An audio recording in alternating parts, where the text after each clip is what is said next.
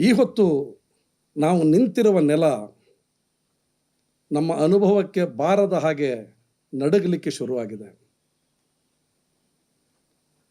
ನಮ್ಮ ಮಾತುಗಳು ಮೌನದ ಮರೆಯಲ್ಲಿ ಅವಿತು ಇಡಿಸಿಕೊಳ್ಳಬಹುದಂತಹ ಒಂದು ಕೆಟ್ಟ ಪರಿಸ್ಥಿತಿಯಲ್ಲಿ ಉಳಿದುಕೊಳ್ತಾ ಇವೆ.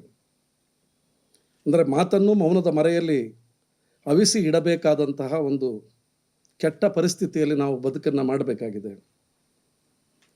ಒಲೆಯ ಒಳಗೆ ಉರಿಯಬೇಕಾದ ಬೆಂಕಿ ನಡು ಹಗಲಿನಲ್ಲಿ ನಡು ಬೀದಿಯಲ್ಲಿ ನಿಂತು ಗಹಗಹಿಸಿ ಅಟ್ಟಹಾಸ ಮಾಡಿ ನಗ್ತಾ ಇದೆ. ಬೆಳಕು ಆಗಬೇಕಾಗಿದ್ದಂತಹ ಬೆಂಕಿ ಜಾತಿ ಮತ್ತು ಧರ್ಮಗಳ ದಳ್ಳುರಿಯಾಗಿ ಸಾಮಾನ್ಯ ಮನುಷ್ಯನನ್ನು ಆಹುತಿ ತೆಗೆದುಕೊಳ್ಳುವಂತಹ ಒಂದು ಕೆಟ್ಟ ವಾತಾವರಣದ ನಡುವೆ ನಾನು ನೀವುಗಳೆಲ್ಲರೂ ಕೂಡ ನಾವು ಇವತ್ತು ಬದುಕು ಮಾಡ್ತಾ ಇದ್ದೇವೆ. ಇಂತಹ ಸಂದರ್ಭದಲ್ಲಿ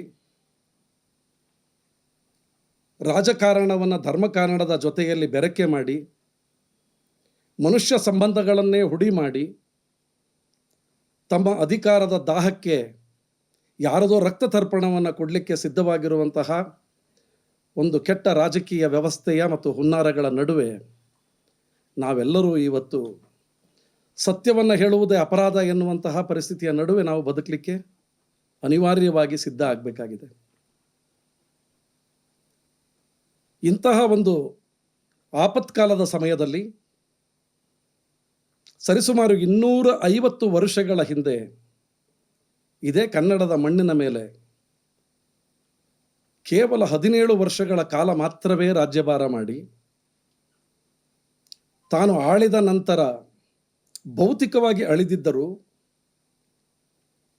ನಾವೇನಿವತ್ತು ಪಂಚಭೂತಗಳು ಅಂತ ಕರಿತಾ ಇದ್ದೇವೆ, ಈ ನೆಲ, ಆಕಾಶ, ನೀರು, ಅಗ್ನಿ, ಇವೆಲ್ಲ ಎಲ್ಲಿಯವರೆಗೆ ಇರ್ತವೋ ಅಲ್ಲಿಯವರೆಗೂ ಯಾರಿಂದಲೂ ಅಳಿಸಲಾಗದಂತೆ ಉಳಿಯಬಹುದಾದ ಒಬ್ಬ ಮಹಾನ್ ಪುರುಷನ ಹೆಸರು ಟಿಪ್ಪು ಸುಲ್ತಾನ್. ನಾವು ಈ ಹೊತ್ತು ಮತ್ತೆ ಆತನನ್ನು ನೆನಪು ಮಾಡಿಕೊಳ್ಳುವ ಅನಿವಾರ್ಯತೆಗಳನ್ನು ಕೆಲವು ವ್ಯಕ್ತಿಗಳು ಸೃಷ್ಟಿ ಮಾಡಿಕೊಳ್ತಾನೇ ಇದ್ದಾರೆ. ನಾವು ನೀವೆಲ್ಲ ಓದಿದಾಗ ಬಹುಶಃ ಒಂದು 40 ವರ್ಷಗಳ ಹಿಂದೆ ನಮಗೆಲ್ಲರಿಗೂ ಮೈಸೂರು ಹುಲಿ ಟಿಪ್ಪು ಸುಲ್ತಾನ್ ಅಂತ ಗೊತ್ತಿತ್ತು. ತನ್ನ ನೋವುಗಳನ್ನು, ತನ್ನ ನೆಲಕ್ಕೆ ಒದಗಿದ ಕಂಟಕವನ್ನು ತನ್ನ ಜನರ ಮೇಲೆ ಹೊರಿಸಬಾರದು ಅಂಥೇಳಿ ತನ್ನ 2 ಮಕ್ಕಳನ್ನು ಒತ್ತೆ ಇಟ್ಟ ಒಬ್ಬ ಮಹಾವ್ಯಕ್ತಿ ಅಂತ ನಮಗೆ ಗೊತ್ತಿತ್ತು. ಆದರೆ ಒಂದು ಶತಮಾನದ ಹಿಂದೆ ದಶಕದ ಹಿಂದೆ 10 ರಿಂದ 15 ವರ್ಷಗಳ ಹಿಂದೆ ಸರಿಸುಮಾರು D.H. ಶಂಕರಮೂರ್ತಿ ಎನ್ನುವ ಒಬ್ಬ ಮಹಾ ವಿದ್ವಾಂಸ ರಾಜಕಾರಣಿ ಒಂದು ವಿಚಾರವನ್ನು ಹರಿಯಬಿಟ್ರು. ಅದಕ್ಕೆ ಮುನ್ನ ಏನಾಯಿತು ಅಂತೇಳಿ ರೆಹಮಾನ್ ಖಾನ್ ಅಂಥೇಳಿ ನಮ್ಮ ರಾಜ್ಯಸಭಾ ಸದಸ್ಯರು ಟಿಪ್ಪು ಸುಲ್ತಾನ್ ಹೆಸರಿನಲ್ಲಿ ಒಂದು ವಿಶ್ವವಿದ್ಯಾನಿಲಯವನ್ನು ಮಾಡಬೇಕಾಗ್ತದೆ ಎನ್ನುವ ಹೇಳಿಕೆ ಕೊಟ್ಟು ಕೂಡಲೇ D.H. ಶಂಕರಮೂರ್ತಿಯವರು ಟಿಪ್ಪು ಎನ್ನುವ ಒಬ್ಬ ಕನ್ನಡ ದ್ರೋಹಿಯನ್ನು, ಹಿಂದೂ ದ್ರೋಹಿಯನ್ನು ನೀವು ನೆನಪು ಮಾಡಿಕೊಳ್ಬೇಕಾ ಅಂತ ಒಂದು ಮಾತನ್ನು ಹರಿಬಿಟ್ರು. ಅಲ್ಲಿಂದ ಆರಂಭವಾದ ಟಿಪ್ಪು ವಿರುದ್ಧದ ವಾಗ್ದಾಳಿಗಳು ಇಲ್ಲಿಯವರೆಗೆ ಅವ್ಯಾಹತವಾಗಿ ಮುಂದುವರ್ಕೊಂಡೇ ಬರ್ತಾ ಇವೆ. D.H. ಶಂಕರಮೂರ್ತಿಯವರು ಹೇಳಿದ ಮಾತನ್ನು ನಮ್ಮ ನಡುವಿನ ಒಬ್ಬ ಖ್ಯಾತ ಕಾದಂಬರಿಕಾರ, ಅವರ ಬಗ್ಗೆ ನನಗೆ ಗೌರವ ಇದೆ, ಅವರ ಎಲ್ಲ ಸೈದ್ಧಾಂತಿಕ ವಿರೋಧಗಳ ನಡುವೆಯೂ ಕೂಡ ಡಾಕ್ಟರ್ S.L. ಭೈರಪ್ಪನವರು ಬಹಳ ನೇರ ಅನುಮೋದಿಸಿದರು. ಹೌದು, D.H. ಶಂಕರಮೂರ್ತಿಯವರು ಹೇಳ್ತಾ ಇರೋದು ನಿಜ.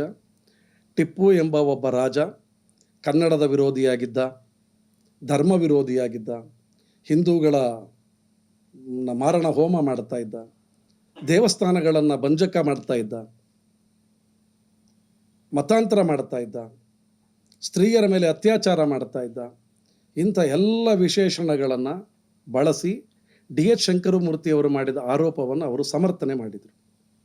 ಅದಾದ ನಂತರ ಕೆಲವು ಹುಳು ಉಪ್ಪುಟೆಗಳು, ಸಿಂಹಗಳು, ಋಷಾಂಕ, ಶಶಾಂಕ, ಚಕ್ರತೀರ್ಥ, ವಕ್ರತೀರ್ಥ, ಇಂಥವೆಲ್ಲವೂ ಕೂಡ ಬೀದಿಗೆ ಇಳಿದು ಸುಮ್ಮನೆ ಊಳಿಡ್ಲಿಕ್ಕೆ ಶುರು ಮಾಡಿದವು. ಹೆಸರಿಗೆ ಸಿಂಹ ಆದರೂ ಕೂಡ ಊಳಿಡ್ತದೆ. ಅದು ಗರ್ಜಿಸಬೇಕಾದ ಸಿಂಹಗಳು ಊಳಿಡ್ಲಿಕ್ಕೆ ಶುರು ಮಾಡಿದ್ವು. ಅಂದರೆ ನಾನು ಇದನ್ನೇನು ವ್ಯಂಗ್ಯವಾಗಿ ಹೇಳ್ತಾ ಇಲ್ಲ. ಚರಿತ್ರೆಯ ಪುಟಗಳನ್ನು ಅಭ್ಯಸಿಸಲು ಅಥವಾ ಅಧ್ಯಯನ ಮಾಡಲು ಯೋಗ್ಯವಲ್ಲದ ಮನಸ್ಸುಗಳು ಮತ್ತು ಇತಿಹಾಸದ ಪುಟಗಳ ಮೇಲೆ ತಾರ್ಕಿಕವಾಗಿ ತಮ್ಮ ಗಮನವನ್ನು ಇಡಲಾಗದಂತಹ ಮನಸ್ಸುಗಳು ಮತ್ತು ಯಾರಾದರೂ ಪ್ರಾಜ್ಞರು ಅಥವಾ ಇತಿಹಾಸವನ್ನು ಸಮರ್ಥವಾಗಿ ತಿಳಿದವರು ಹೇಳಿದ್ದನ್ನು ಕೇಳಿಸಿಕೊಳ್ಳಲಾಗದಂತಹ ಕೊಳಕು ಕಿವಿಗಳು ಟಿಪ್ಪುವಿನ ವಿರುದ್ಧ ಅಪಪ್ರಚಾರಗಳನ್ನು ಮಾಡುತ್ತಲೇ ಬಂದವು. ಅದು ಮುಂದುವರ್ಕೊಂಡೇ ಬರ್ತಾ ಇದೆ. ನಾನು ಈಗ ತೀರಾ ನಿನ್ನೆ ಮೊನ್ನೆಯ ವಿಚಾರದಿಂದ ನನ್ನ ಮಾತುಗಳನ್ನು ಪ್ರಾರಂಭಿಸ್ತೇನೆ. ಕರ್ನಾಟಕ ಸರ್ಕಾರದ ಸಮಾಜ ಕಲ್ಯಾಣ ಸಚಿವರಾದ ಡಾಕ್ಟರ್ ಎಚ್ ಸಿ ಮಹದೇವಪ್ಪ ಯಾವುದೋ ಒಂದು ವೇದಿಕೆಯಲ್ಲಿ KRS ಅಣೆಕಟ್ಟೆಗೆ ಅಡಿಗಲ್ಲನ್ನು ಹಾಕಿದ್ದು ಟಿಪ್ಪು ಸುಲ್ತಾನ್ ಅಂತ ಹೇಳಿ ಒಂದು ಹೇಳಿಕೆಯನ್ನು ಕೊಟ್ಟರು. ನಾವು ಆ ಹೇಳಿಕೆಯನ್ನು ಬಹಳ ಸೂಕ್ಷ್ಮವಾಗಿ ಗಮನಿಸಬೇಕಾಗ್ತದೆ. ಅವರು ಅಡಿಗಲ್ಲು ಹಾಕಿದ್ದು ಟಿಪ್ಪು ಅಂತ ಹೇಳಿದರೆ ಹೊರತು ಅಣೆಕಟ್ಟೆಯನ್ನು ಕಟ್ಟಿದ್ದು ಟಿಪ್ಪು ಸುಲ್ತಾನ್ ಅಂತ ಹೇಳಲಿಲ್ಲ. ಆದರೆ ಆ ಮಾತನ್ನು ಕೂಡ ಅರಗಿಸಿಕೊಳ್ಳಲಿಕ್ಕೆ ಈ ಅಯೋಗ್ಯರಿಗೆ ಆಗಲಿಲ್ಲ. ಅನಗತ್ಯವಾದ ಪ್ರಚಾರಗಳನ್ನು ಮಾಡಿದರು. ಟಿಪ್ಪು ಅದನ್ನು ಕನ್ನಂಬಾಡಿ ಕಟ್ಟೆ ಕಡೆ ಬರಲೇ ಇಲ್ಲ, ಅಣೆಕಟ್ಟೆಗೆ ಅವರು ಹಾಕಲೇ ಇಲ್ಲ, ಅಸ್ಥಿಭಾರ ಹಾಕಿದ್ದು ಸುಳ್ಳು, ಆ ಕಾಲಕ್ಕೆ ಯಾರೂ ಕೂಡ ಈಗಿನ ರಾಜಕಾರಣಿಗಳ ಹಾಗೆ ಶಂಕುಸ್ಥಾಪನೆ ಮಾಡುವಂತಹ ಅಭ್ಯಾಸವೇ ಇರಲಿಲ್ಲ. ಅದರ ಜೊತೆಗೆ ಮತ್ತೆ ಕೆಲವರು ಅವಾಗ ಮಿರ್ಜಾ ಇಸ್ಮಾಯಿಲ್ ಅಂತ ಮತ್ತೊಬ್ಬ ಮುಸಲ್ಮಾನ ದಿವಾನರಿದ್ದರು. ಅವರು ಬೇಕು ಅಂತಲೇ ಇಂತಹದೊಂದು ಕಲ್ಲನ್ನು ಬರೆಸಿ KRS ಅಣೆಕಟ್ಟೆಯ ಮುಖ್ಯ ದ್ವಾರದ ಬಳಿ ಅಳವಡಿಸಿದರು. ಇದೆಲ್ಲವೂ ಕೂಡ ಮುಸಲ್ಮಾನರು ಮಾಡುತ್ತಿರುವ ಕುತಂತ್ರ ಅಂತ ಹೇಳಿ ಇಷ್ಟೊಂದೆಲ್ಲ ಬುದ್ಧಿವಂತಿಕೆಗಳನ್ನು ಮಾಡಿದರು. ಮೂರನೇ ಮೈಸೂರು ಆಂಗ್ಲೋ ಯುದ್ಧ ಮುಗಿದ ನಂತರ ಕಾರ್ನ್ವಾಲಿಸನಿಗೆ ಕೊಡಬೇಕಾದ ಒತ್ತೆ ಹಣವನ್ನು ಕೊಡಲಿಕ್ಕೆ ಆಗದಂತಹ ಒಂದು ಅಸಹನೀಯವಾದ ದಯನೀಯವಾದ ಪರಿಸ್ಥಿತಿಯಲ್ಲಿ ಬೊಕ್ಕಸವನ್ನು ಇಟ್ಟುಕೊಂಡಿದ್ದ ಒಬ್ಬ ಸುಲ್ತಾನ ತನ್ನ ನಾಡಿನ ಹಿತವನ್ನು ರಕ್ಷಿಸಿಕೊಳ್ಳಲೇಬೇಕು, ಶತ್ರುಗಳಿಗೆ ಪಟ್ಟಣವನ್ನು ಬಿಟ್ಟು ಕೊಡಬಾರ್ದು ಅನ್ನುವ ಹಠಕ್ಕೆ ಮುಂದಾಗಿ ತನ್ನ ಇಬ್ಬರು ಮಕ್ಕಳನ್ನು ಒತ್ತೆ ಇಟ್ಟನಲ್ಲ, ಆ ಸುಲ್ತಾನನನ್ನು ನೀವು ಅಪಮಾನ ಮಾಡ್ತಾ ಇದ್ದೀರಿ. ಇದೇ ಸಂದರ್ಭದಲ್ಲಿ ಆತ ಕಾವೇರಿ ನದಿಗೆ ಅಡ್ಡಲಾಗಿ ಒಂದು ಅಣೆಯನ್ನು ಕಟ್ಟಬೇಕು, ಒಂದು ಸಣ್ಣ ಒಡ್ಡನ್ನು ಕಟ್ಟಬೇಕು ಅಂತ ಸಂಕಲ್ಪ ಮಾಡಿದರು. ಇಲ್ಲಿ ಇಷ್ಟೊಂದು ನೀರು ವ್ಯರ್ಥವಾಗಿ ಹರಿದು ಹೋಗ್ತಾ ಇದೆ, ಇದಕ್ಕೊಂದು ಸಣ್ಣ ಒಡ್ಡನ್ನು ಕಟ್ಟಿದರೆ ಬಹುಶಃ ಸುತ್ತಮುತ್ತಲಿನ ಹಲವಾರು ರೈತರಿಗೆ ಅನುಕೂಲ ಆಗ್ತದೆ, ಈ ರಾಜ್ಯ ಈ ನಾಡು ಸುಭಿಕ್ಷ ಆಗ್ತದೆ ಅನ್ನೋ ಕನಸನ್ನು ಕಂಡ ಟಿಪ್ಪು ಮೂರನೇ ಮೈಸೂರು ಆಂಗ್ಲೋ ಯುದ್ಧದ ಸೋಲಿನ ನಂತರವೂ ಕೂಡ ಅಣೆಕಟ್ಟೆಗೆ ಒಂದು ಅಸ್ಥಿಭಾರವನ್ನು ಹಾಕಿದರು. ನೀವು ಯಾರಾದರೂ ಈ ಹೊತ್ತು ಕೂಡ KRS ಅಣೆಕಟ್ಟೆಯ ಮುಖ್ಯ ದ್ವಾರಕ್ಕೆ ಹೋದರೆ ಅಲ್ಲಿ ಟಿಪ್ಪು ಹಾಕಿದ ಅಡಿಗಲ್ಲು ಕನ್ನಡದಲ್ಲಿದೆ. ಅಲ್ಲಿ ಅವರು ಹೇಳ್ತಾರೆ, ಈ ನೆಲದ ಕೃಷಿಕರಿಗೆ ಅನುಕೂಲವಾಗಲಿ ಎನ್ನುವ ಕಾರಣಕ್ಕಾಗಿ ಸದಾಶಯದಿಂದ ಛಾಯಾಮಯನಾದ ಭಗವಂತನ ಅನುಗ್ರಹವನ್ನು ಪಡೆದುಕೊಂಡು ಸುಲ್ತಾನನಾದ ನಾನು ಕಾವೇರಿ ನದಿಗೆ ಅಡ್ಡಲಾಗಿ ಒಂದು ಅಣೆಕಟ್ಟನ್ನು ಕಟ್ಟಬೇಕು ಎನ್ನುವ ಸಂಕಲ್ಪ ಮಾಡಿದ್ದೇನೆ. ಈ ಅಣೆಕಟ್ಟೆಯನ್ನು ಕಟ್ಟುವಾಗ ಅಡ್ಡಿಪಡಿಸಲು ಬಂದಂತಹ ವ್ಯಕ್ತಿಗಳಿಗೆ ನಾವು ಉಗ್ರವಾದ ಶಿಕ್ಷೆಯನ್ನು ಕೂಡ ನೀಡಬೇಕಾಗುತ್ತದೆ ಎನ್ನುವ ಎಚ್ಚರಿಕೆಯ ಜೊತೆಯಲ್ಲಿ ಆ ಹೊತ್ತು ಆ ಮನುಷ್ಯ ಅಣೆಕಟ್ಟೆಗೆ ಅಸ್ಥಿಭಾರ ಹಾಕಿದರು. ನಾವು ಇಲ್ಲಿ ಟಿಪ್ಪುವನ್ನು ನೆನಪು ಮಾಡಿಕೊಳ್ಳುವ ಸಂದರ್ಭದಲ್ಲಿಯೇ ಆ ಹೊತ್ತು ಮೈಸೂರು ಸಂಸ್ಥಾನದ ದೊರೆಯಾಗಿದ್ದ ನಾಲ್ವಡಿ ಕೃಷ್ಣರಾಜ ಒಡೆಯರನ್ನು ನಾವು ಅತ್ಯಂತ ಶ್ರದ್ಧಾಪೂರ್ವಕವಾಗಿ ಗೌರವದಿಂದ ನೋಡಬೇಕಾಗ್ತದೆ. KRS ಅಣೆಕಟ್ಟೆಯ ಕೆಲಸ ಆರಂಭಿಸಿದ ಸಂದರ್ಭದಲ್ಲಿ ಯಾವುದೋ ಮೂಲೆಯಲ್ಲಿ ಬಿದ್ದಿದ್ದ ಈ ಕಲ್ಲು ಸಿಕ್ಕಿದಾಗ ಬಹುಶಃ ನಾಲ್ವಡಿಯವರಿಗೂ ಕೂಡ ಈ ಹೊತ್ತಿನ ರಾಜಕಾರಣಿಗಳಿಗೆ ಇರುವಂತಹ ಧೂರ್ತ ಮನಸ್ಸು ಅಂದಿನ ರಾಜರಿಗೆ ಇದ್ದಿದ್ದರೆ ಬಹುಶಃ ಆ ಕಲ್ಲನ್ನು ಪುಡಿ ಮಾಡಿಸಿಯೋ ಎಲ್ಲಿಯೋ ಮತ್ತಷ್ಟು ಆಳಕ್ಕೆ ಹೋಗಿದೋ ಬಿಸಾಡಬಹುದಾಗಿತ್ತು. ಐತಿಹಾಸಿಕವಾದ ಬಹಳ ದೊಡ್ಡ ಅಪಚಾರವನ್ನು ಮಾಡಿಯೂ ಮಹಾರಾಜರಿಗೆ ಯಾವುದೋ ಕುಂದು ಬರ್ತಾ ಇರಲಿಲ್ಲ, ಕೊಳಕು ಮೆತ್ಕೊಳ್ತಾ ಇರಲಿಲ್ಲ.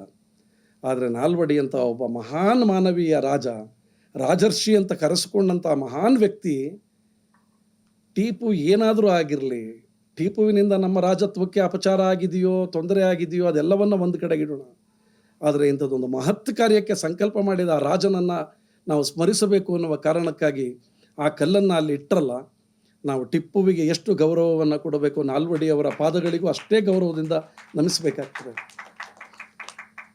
ಇವತ್ತು ಎಷ್ಟೊಂದು ಜನ ಬೊಂಬಡಿ ಹೊಡಿತಾ ಇದ್ದಾರೆ. ಏನಂತಂದರೆ, ಅನಗತ್ಯವಾಗಿ KRSನ ಕ್ರೆಡಿಟನ್ನು ಟಿಪ್ಪು ಸುಲ್ತಾನರಿಗೆ ಕೊಡ್ತಾ ಇದ್ದೀರಾ. ನೋಡಿ, ನೀವು ಏನಾದರೂ ಅನ್ರಿ, ಏನಾದರೂ ಮಾತಾಡಿ, ಒಬ್ಬ ಮುಸಲ್ಮಾನ ಕಾವೇರಿ ನದಿಗೆ ಅಣೆಕಟ್ಟೆಯನ್ನು ಹಾಕಲಿಕ್ಕೆ ಅಡಿಗಲ್ಲನ್ನಿಟ್ಟ, ಮತ್ತೊಬ್ಬ ಮುಸಲ್ಮಾನ ಮಂತ್ರಿ ಅದನ್ನು ಪೂರ್ಣ ಮಾಡಿದ. ಟಿಪ್ಪು ಅಡಿಗಲ್ಲು ಹಾಕಿದ KRS ಜಲಾಶಯಕ್ಕೆ ಪೂರ್ಣ ಮಾಡಿದ ಹೆಗ್ಗಳಿಕೆ ದಿವಾನ್ ಸರ್ ಮಿರ್ಜಾ ಇಸ್ಮಾಯಿಲ್ ಅವ್ರದ್ದು. ನೀವೆಷ್ಟೇ ಬೇಡ ಅಂದರೂ ಮುಸಲ್ಮಾನರ ಕೊಡುಗೆಯನ್ನು ನೀವು ಬೇಡಕ್ಕೆ ಒಪ್ಕೊಳ್ಳಿಕ್ಕೆ ಅಸಾಧ್ಯ. ಬೇಡ ಅಂತ ಅನ್ಲಿಕ್ಕೆ ಆಗೋದೇ ಇಲ್ಲಲ್ಲ. ಇತಿಹಾಸ ನಿಮ್ಮ ಮಾತುಗಳನ್ನೆಲ್ಲವನ್ನು ಕೂಡ ಸಾರಾಸಗಟು ತಿರಸ್ಕರಿಸ್ತದೆ.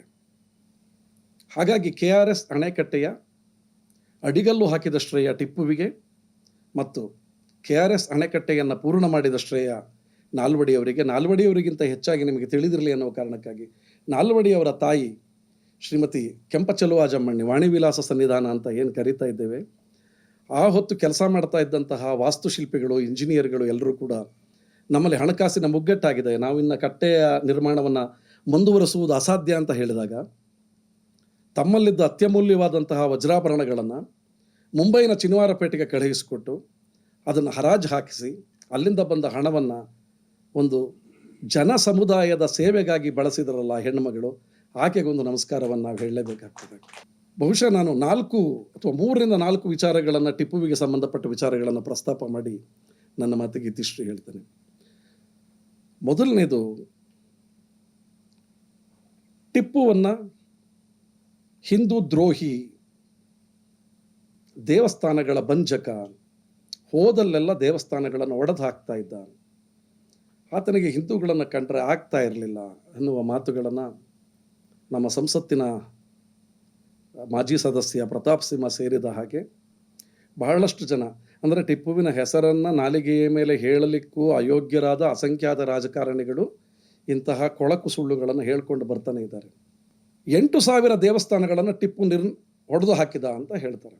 ಒಂದು ದೇವಸ್ಥಾನ, ನಮ್ಮಲ್ಲಿ ಯಾರಾದರೂ ನಂಜನಗೂಡಿನ ದೇವಸ್ಥಾನವನ್ನು ಅಥವಾ ಬೇರೆ ಯಾವುದಾದ್ರು ದೊಡ್ಡ ದೇವಸ್ಥಾನಗಳನ್ನು ನೋಡಿದರೆ ನಿಮಗೆ ಅದರ ಕಲ್ಪನೆ ಬರ್ತದೆ. ಒಂದು 2 ಎಕರೆ 3 ಎಕರೆ ಪ್ರದೇಶದಲ್ಲಿ ಅಂಥ ಬೃಹತ್ತಾದ ಕಲ್ಲಿನ ಕಂಬಗಳನ್ನು, ಕಲ್ಲಿನ ಚಪ್ಪಡಿಗಳನ್ನು ಇಟ್ಟು ನಿರ್ಮಾಣ ಮಾಡುವ ಒಂದು ದೇವಸ್ಥಾನವನ್ನು ಒಬ್ಬ ರಾಜನಾದವನು ಒಡೆದು ಹಾಕಬೇಕು ಅಂತ ಹೇಳಿದರೆ ಒಂದು ದೇವಸ್ಥಾನ ಒಡೆಸ್ಲಿಕ್ಕೆ 1-2 ವರ್ಷನಾದರೂ ಬೇಕಾಗ್ಬೋದು, ಅಥವಾ 1 ವರ್ಷ ಬೇಕಾಗ್ಬೋದು. 8,000 ದೇವಸ್ಥಾನಗಳನ್ನು ಒಡೆದು ಹಾಕಿದ ಅಂತ ಹೇಳ್ತಾರಲ್ಲ, ಇವರಿಗೆ ನಾಚಿಕೆ ಮಾನ ಮರ್ಯಾದೆಗಳು ಇಲ್ವಾ? ಹಾಗಿದ್ರೆ ಆರೋಪ ಮಾಡುವ ಬಾಯಿಗಳು ಈ ಹೊತ್ತಿನವರೆಗೆ ಟಿಪ್ಪುವಿನಿಂದ ಧ್ವಂಸಕ್ಕೆ ಒಳಗಾದ ಒಂದೇ ಒಂದು ದೇವಾಲಯದ ನಿದರ್ಶನವನ್ನು ಐತಿಹಾಸಿಕವಾಗಿ ದಾಖಲೆಗಳ ಸಮೇತ ಕೊಡಲಿಕ್ಕೆ ಇವತ್ತಿಗೂ ಕೂಡ ಇವರು ಯಾರಿಗೂ ಕೂಡ ಸಾಧ್ಯ ಆಗಿಲ್ಲ. ಇದು ಯಾತಕ್ಕೆ? ಮತ್ತು ಆತನಿಗೆ ನೀವು ಹಿಂದೂ ದ್ರೋಹಿ ಅಂತ ಹೇಳ್ತೀರಿ. ಹೈದರ್ ತನ್ನ ಮಗನಿಗೆ ಕಲಿಸಿದ ಮಹಾ ದೊಡ್ಡ ಪಾಠ ಏನಂತ ಹೇಳಿದರೆ, ರಾಜನಾದವನಿಗೆ ಧರ್ಮ ಎಂಬುದು ಅನುಷಂಗಿಕವಾದ ವಿಚಾರ ಆಗಿರಬೇಕು, ಅಂದರೆ ಅದು ಯಾವಾಗಲೂ ಸೆಕೆಂಡರಿ ಆಗಿರಬೇಕು. ಮೊದಲ ಸಾಲಿನಲ್ಲಿ ರಾಜನಿಗೆ ಧರ್ಮ ಮುಂದೆ ಬರಬಾರ್ದು. ಅವನಿಗೇನಿದ್ರು ತನ್ನ ರಾಜ್ಯವನ್ನು, ತನ್ನ ಜನತೆಯನ್ನು, ಅವರ ಕ್ಷೇಮವನ್ನು, ಅವರ ಪ್ರಜಾ ಚಿಂತನೆಯನ್ನು ಮಾತ್ರ ಮಾಡಬೇಕು. ಹಾಗಾಗಿ ಹೈದರನ ಕಾಲದಲ್ಲಾಗಲಿ ಟಿಪ್ಪುವಿನ ಕಾಲದಲ್ಲಾಗಲಿ ಯಾವತ್ತಿಗೂ ಕೂಡ ಇಡೀ ಆತನ ಸಂಸ್ಥಾನದ ಉದ್ದಗಲಕ್ಕೂ ಧರ್ಮ ಎನ್ನುವುದು ಯಾರಿಗೂ ಕೂಡ ಅಡ್ಡಿ ಮಾಡುವಂತಹ ವಿಚಾರವೇ ಆಗಿರಲಿಲ್ಲ. ದೇವಸ್ಥಾನಗಳನ್ನು ಒಡೆದು ಹಾಕಿದ ಅಂತ ಹೇಳುವ ಮಂದಿ, ನೀವೇನಾದರೂ ಶ್ರೀರಂಗಪಟ್ಟಣಕ್ಕೆ ಯಾರಾದರೂ ಹೋಗಿ ಟಿಪ್ಪು ಬದುಕಿದ್ದಂತಹ ಲಾಲ್ ಮಹಲ್ ಅರಮನೆಯನ್ನು ಒಮ್ಮೆ ನೋಡಿದರೆ, ಲಾಲ್ ಮಹಲ್ ಅರಮನೆಯ ಗೋಡೆಗೆ ಹೊಂದಿಕೊಂಡ ಹಾಗೆ ಗಂಗಾಧರೇಶ್ವರನ ಗುಡಿ ಇದೆ. ಗಂಗಾಧರೇಶ್ವರನನ್ನು ಟಿಪ್ಪು ಬದುಕಿದ್ದ ಕಾಲಕ್ಕೆ, ಟಿಪ್ಪುವಿನ ಮುತ್ತಾತಂದಿರು ಬದುಕಿದ್ದ ಕಾಲದಿಂದಲೂ ಗಂಗಾಧರೇಶ್ವರನ ಗುಡಿ ಇತ್ತು. ಟಿಪ್ಪು ಸತ್ತು 250 ವರ್ಷ ಕಳೆದರೂ ಕೂಡ ಗಂಗಾಧರೇಶ್ವರನ ಗುಡಿ ಇದೆ. ಅದು ಲಾಲ್ ಮಹಲ್ ಅರಮನೆಯ ಗೋಡೆಗೆ ಹೊಂದಿಕೊಂಡ ಹಾಗೆ ಇರುವಂತಹ ದೇವಸ್ಥಾನ. ಆ ದೇವಸ್ಥಾನವನ್ನು ಟಿಪ್ಪು ಒಡೆದಾಕಲಿಲ್ಲ. ಯಾಕೆ? ಟಿಪ್ಪುವಿನ ಅರಮನೆಯ ಮುಖ್ಯ ದ್ವಾರದ ಎದುರಿಗೆ ಇರುವ ನರಸಿಂಹನ ದೇವಸ್ಥಾನವನ್ನು ಯಾಕೆ ಆತ ಒಡೆದಾಕಲಿಲ್ಲ? ಟಿಪ್ಪುವಿನ ಅರಮನೆಯಿಂದ ಕೂಗಳತೆಯ ದೂರದಲ್ಲಿರುವ ಶ್ರೀರಂಗನಾಥನ ದೇವಸ್ಥಾನದ ಮೇಲೆ ಯಾಕೆ ಟಿಪ್ಪು ದಾಳಿ ಮಾಡಲಿಲ್ಲ? ಬೆಂಗಳೂರು ಅರಮನೆಯ ಪಕ್ಕದಲ್ಲಿ ಗೋಡೆಗೆ ಹೊಂದಿಕೊಂಡಾಗಿರುವಂಥ ವೆಂಕಟರಮಣನ ದೇವಸ್ಥಾನ ಆವತ್ತಿನಿಂದ ಇವತ್ತಿನವರೆಗೂ ತ್ರಿಕಾಲದಲ್ಲಿಯೂ ಪೂಜೆಗೊಳ್ತಾ ಇದೆಯಲ್ಲ, ಅದನ್ನು ಯಾಕೆ ಟಿಪ್ಪು ಒಡೆದಾಕಲಿಲ್ಲ? ಇಂಥ ಯಾವ ಪ್ರಶ್ನೆಗಳಿಗೂ ಕೂಡ ನಿಮ್ಮಲ್ಲಿ ಯಾರಲ್ಲೂ ಕೂಡ ಉತ್ತರ ಇಲ್ಲ. ಯಾಕಾಗಿ ನೀವು ಇಂಥ ಆರೋಪಗಳನ್ನು ಮಾಡ್ತೀರಿ? ಇದೆಲ್ಲವನ್ನೂ ಒಂದು ಕಡೆ ಬಿಟ್ಬಿಡೋಣ, ಇವರ ಆರೋಪಗಳ ನಿಜ ಅಂತಲೇ ಹೇಳೋಣ. ಆತ ಹಿಂದೂಗಳ ವಿರೋಧಿಯೇ ಆಗಿದ್ದರೆ ಅಥವಾ ಹಿಂದೂ ಧರ್ಮದ ಭಾರತೀಯ ಆಗಿದ್ದರೆ ಇವತ್ತು ನಾವೆಲ್ಲ ಶೃಂಗೇರಿ ಪೀಠದ ಬಗ್ಗೆ ನಾವು ಕೇಳ್ತಾ ಇದ್ದೇವೆ. ಶೃಂಗೇರಿಯ ತೃತೀಯ ಸಚ್ಚಿದಾನಂದ ಭಾರತಿ ಮಹಾಸ್ವಾಮಿಗಳ ಮೇಲೆ ಇವತ್ತಿನ ಹಿಂದೂ ಧರ್ಮ ಸಂಸ್ಥಾಪಕರು, ಹಿಂದೂ ಧರ್ಮದ ಪುನರುತ್ಥಾರಕರು ಅಂತ ಹೇಳಿಕೊಳ್ತಾ ಇರುವ ಮರಾಠರ ಸರದಾರರು, ಅದನ್ನು ಒಬ್ಬ ಮಹಾನ್ ಇತಿಹಾಸ ತಜ್ಞನ ಹಾಗೆ ಬಿಂಬಿಸ್ಕೊಳ್ತಾ ಇರುವ ಇಂಗ್ಲೀಷಿನ ಲೇಖಕ ವಿಕ್ರಮ್ ಸಂಪತ್ ಅನ್ನುವ ಒಬ್ಬ ಮಹಾ ವ್ಯಕ್ತಿ ಟಿಪ್ಪು ಸುಲ್ತಾನ್ ಎನ್ನುವ 1,500 ಪುಟಗಳ ಪುಸ್ತಕವನ್ನು ಬರೆದಿದ್ದಾರೆ. ಅದರಲ್ಲಿ ಅವರು ಹೇಳ್ತಾರೆ, ದೇವಸ್ಥಾನದ ಮೇಲೆ ಅಥವಾ ಶೃಂಗೇರಿಯ ಮಠದ ಮೇಲೆ ದಾಳಿ ಮಾಡಿದವರು ಮರಾಠರಲ್ಲ, ಅವರು ಪಿಂಡಾರಿಗಳು ಅಂತ ಹೇಳಿದರೆ ದಾಳಿಕೋರರು ಅಂತ ಸಮರ್ಥಿಸ್ಕೊಳ್ತಾರೆ. ಆದರೆ ಪೇಶ್ವೆಗಳ ದಾಖಲೆಗಳಲ್ಲಿಯೇ ಆವತ್ತು ಶೃಂಗೇರಿಯ ಮಠದ ಮೇಲೆ ಮತ್ತು ಶಾರದೆಯ ದೇವಸ್ಥಾನದ ಮೇಲೆ ದಾಳಿ ಮಾಡಿದ ಇಬ್ಬರು ಮಹಾನ್ ದಾಳಿಕೋರರು ಯಾರು ಅಂದರೆ ಪರಶುರಾಮ್ ಭಾವು ಮತ್ತು ರಘುನಾಥರಾವ್ ಪಟವರ್ಧನ್ ಅಂತ. ಇವರಿಬ್ಬರ ನೇತೃತ್ವದಲ್ಲಿ ನಡೆದ ದಾಳಿಯಲ್ಲಿ ಅನೇಕ ಬ್ರಾಹ್ಮಣ ಒಟುಗಳನ್ನು, ಅಂದರೆ ಚಿಕ್ಕ ಚಿಕ್ಕ ಮಕ್ಕಳು ಯಾರು ಇವತ್ತಿನ ಮದ್ರಸಾಗಳಲ್ಲಿ ಹೇಗೆ ಕಲಿತಾ ಇದ್ದಾರೆ ಮಕ್ಕಳು, ಹಾಗೆ ಅವತ್ತು ಮಠಗಳಲ್ಲಿ ಕಲಿತಾ ಇದ್ದ ಮಕ್ಕಳನ್ನು ಮಾರಣವಾಗಿ ಒಡೆದು ಹಾಕ್ತಾರೆ. ತಾಯಿ ಶಾರದೆಯ ಮೂರ್ತಿಯನ್ನು ಅಕ್ಷರಶಃ ಕಿತ್ತು ಬಿಸಾಡ್ತಾರೆ. ಕಾರಣ ಏನು ಹೇಳಿದ್ರೆ, ಹಿಂದೂ ಧರ್ಮದ ಪ್ರಕಾರ ಯಾವುದೇ ದೇವರ ಪ್ರತಿಷ್ಠಾಪನೆಯನ್ನು ಮಾಡುವಾಗ, ಪ್ರಾಣ ಪ್ರತಿಷ್ಠಾಪನೆಯನ್ನು ಮಾಡುವ ಮೊದಲು ಆ ಜಾಗಕ್ಕೆ ಅತ್ಯಮೂಲ್ಯವಾದಂತಹ ಚಿನ್ನ, ವಜ್ರ, ಮುತ್ತು, ಹರಳುಗಳನ್ನು ಹಾಕಬೇಕು ಅನ್ನುವುದೊಂದು ನಮ್ಮಲ್ಲಿ ಅದು ಪ್ರಾಚೀನವಾದ ನಂಬಿಕೆ ಮತ್ತು ಆಚಾರ. ಹಾಗಾಗಿ ಆ ದೇವರ ಮೂರ್ತಿಯನ್ನು ಕೂಡ ಬೀದಿಗೆ ಕಿತ್ತೆಸೆದು ಮಠದಲ್ಲಿದ್ದಂತಹ ಅತ್ಯಮೂಲ್ಯವಾದ ಧನಕನಕಗಳನ್ನು ದೋಚಿಕೊಂಡು, ಇದೆಲ್ಲವೂ ಸಾಲದು ಅಂಥೇಳಿ ಮಠದ ಮುಖ್ಯಸ್ಥರಾಗಿದ್ದಂತಹ ತೃತೀಯ ಸಚ್ಚಿದಾನಂದ ಭಾರತಿ ಸ್ವಾಮೀಜಿಗಳನ್ನು ಕೊಲ್ಲಲಿಕ್ಕೆ ಅಂತ ಅಟ್ಟಿಸಿಕೊಂಡು ಹೋದವರು ಈ ಮರಾಠರ ಸರ್ದಾರರು. ಆವತ್ತು ತೃತೀಯ ಸಚ್ಚಿದಾನಂದ ಭಾರತಿಯವರು ಎಲ್ಲಿಯೂ ಆಶ್ರಯ ಸಿಗದೇ ಇದ್ದಾಗ ಕಾರ್ಕಳದ ಒಂದು ಜೈನ ಬಸದಿಯಲ್ಲಿ ಆಶ್ರಯವನ್ನು ಪಡೆದುಕೊಳ್ತಾರೆ. ಆಶ್ರಯವನ್ನು ಪಡೆದುಕೊಂಡ ನಂತರ ಯಾರೋ ಒಬ್ಬ ಅವರ ಜೊತೆಯಲ್ಲಿರುವ ಶಿಷ್ಯರೋ ಮತ್ತಾರೋ ಹೇಳ್ಬೋದು ಅವರಿಗೆ, ನೀವು ಮೈಸೂರು ರಾಜ್ಯದ ದೊರೆಯಾಗಿರುವ ಟಿಪ್ಪುವಿಗೆ ಒಂದು ನಿರೂಪವನ್ನು ಕಳಿಸಿ, ಒಂದು ಪತ್ರವನ್ನು ಕಳಿಸಿ, ನಿಮ್ಮ ಸಹಾಯಕ್ಕೆ ಆತ ಬಂದರೂ ಬರಬಹುದು. ಬಹುಶಃ ಈ ಹೊತ್ತಿನ ಹಾಗೆಯೇ ಆ ಹೊತ್ತು ಅವರಿಗೆ ಆತಂಕ ಇದ್ದಿತ್ತೋ ಏನೋ ಗೊತ್ತಿಲ್ಲ. ಅವರು ಒಂದು ನಿರೂಪವನ್ನು ಟಿಪ್ಪುವಿಗೆ ಕಳಿಸ್ತಾರೆ. ಬಾದ್ಶಾಹ ಟಿಪ್ಪು ಸುಲ್ತಾನ್ರವರಿಗೆ ಶೃಂಗೇರಿ ಸಂಸ್ಥಾನದ ಅರಿಕೆ ಅಂತ ಹೇಳಿ ಬರೀತಾ, ನಮ್ಮ ಮೇಲೆ ಇಂತಹದ್ದೊಂದು ಘೋರವಾದ ದಾಳಿ ನಡೆದಿದೆ. ಈ ದಾಳಿಯಲ್ಲಿ ಇಡೀ ಮಠವನ್ನು ನಿರ್ನಾಮ ಮಾಡಲಾಗಿದೆ. ತಾಯಿ ಶಾರದೆಯನ್ನು ಕಿತ್ತು ಬೀದಿಗೆ ಬಿಸಾಡಲಾಗಿದೆ. ಬ್ರಾಹ್ಮಣ ಒಟುಗಳನ್ನು ಹತ್ಯೆ ಮಾಡಲಾಗಿದೆ. ನಿಮ್ಮಿಂದ ನಾವು ನೆರವನ್ನು ನಿರೀಕ್ಷೆ ಮಾಡಬಹುದೇ? ನೋಡಿ, ಟಿಪ್ಪು ಒಬ್ಬ ಮತಾಂಧ ಮುಸಲ್ಮಾನನ ಹಾಗೆ ಅವತ್ತು ಯೋಚನೆ ಮಾಡಿದ್ದಿದ್ರೆ ಬಹುಶಃ ಸಾಧ್ಯ ಆಗಲಿಕ್ಕಿಲ್ಲ ಅಂತ ಹೇಳ್ಬೋದಾಗಿತ್ತು. ಅಂದರೆ ಪ್ರಜಾಪ್ರಭುತ್ವದಲ್ಲಿ ಬದುಕ್ತಾ ಇರಲಿಲ್ಲ. ಟಿಪ್ಪು ಸುಲ್ತಾನ್ ಇದ್ದದ್ದು ರಾಜತ್ವದ ಪರಿಧಿಯ ಒಳಗೆ. ಆದರೆ ಟಿಪ್ಪು ಕೂಡಲೇ ಒಂದು ಮಾರುತ್ತರವನ್ನು ಬರೀತಾರೆ. ಅದರ ಪತ್ರದ ಪ್ರತಿಗಳು ನಿಮಗೆ ಇಂಟರ್ನೆಟ್ನಲ್ಲಿ ಕೂಡ ಸಿಗ್ತವೆ. ಮತ್ತು UGCಯ ನೆರವಿನಲ್ಲಿ ಡಾಕ್ಟರ್ AK ಶಾಸ್ತ್ರಿ ಅನ್ನೋರು the letter correspondence in between Sringeri Math and Hyder Ali Tipu Sultan ಅಂತೇಳಿ ಒಂದು ಅದ್ಭುತವಾದ ಪುಸ್ತಕವನ್ನು ತಂದಿದ್ದಾರೆ. ಅದು ನಿಮಗೆ ಪುಸ್ತಕ ಕೂಡ ಸಿಗ್ತದೆ ಆನ್ಲೈನ್ನಲ್ಲಿ. ಟಿಪ್ಪು ಒಂದು ಮಾರುತ್ತರವನ್ನು ಸ್ವಾಮೀಜಿಗಳಿಗೆ ಬರೆಸ್ತಾರೆ.